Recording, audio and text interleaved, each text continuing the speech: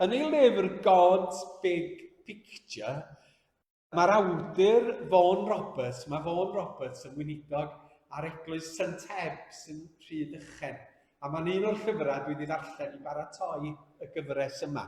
A mae'n defnyddio darlun bach yn ei lyfr. Mae sôn am y 4 llyfr dwi wedi darllen sy'n nesaf wrth gloi y gyfres. Mae'n sôn am 2 fachgen ar ddiwrnod glawog fel heddiw. Mae'n penderfynu gwneud jigsaw yn y tŷ. Maen nhw'n gwneud y jigsaw ac ar y dechrau, dyn nhw'n cael fawr o hwyl arni o gwbl. A maen nhw'n cael rhyw ddarna bach a trio gosod nhw at ei gilydd, ond di pethau ddim yn gweithio allan. A mae un ohonyn nhw'n cael bren wef, fel da ni dweud, cael bren wef, ysbrydoliaeth. A mae'n troi clawr y bocs. Ac wrth gwrs, ar glawr y bocs, mae yna darlun o'r jigsaw. Ac yng nghanol y darlun, mae yna lun o frenin yn y llys a'r gweithwyr o'i gwmpas o.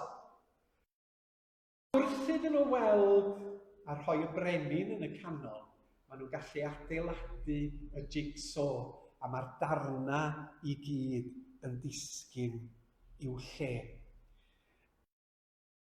Union fel oedd brenin yng nghanol y jigsaw, felly mae Duw yng nghanol i gread, yng nghanol ei fyd, ond da ni wedi colli golwg ar hyn.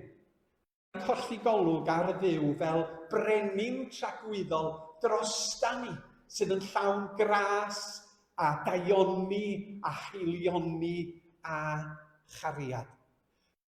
Nawr drwy'r Iesu, mae Duw yn ail sefydlu ei deyrnas. Iesu yw'r brenin sydd yn y canol. Wrth gredyn y brenin, mae'r darna yn disgyn i'w lle. Os da chi isio jigsaw, mae yna un wedi cael ei gyhoeddi'n ddiweddar, efo brenin Lloegr yn y canol yma. A fedrwch chi brynu nhw ar Amazon os da chi isio jigsaw, efo brenin yn y canol, oce?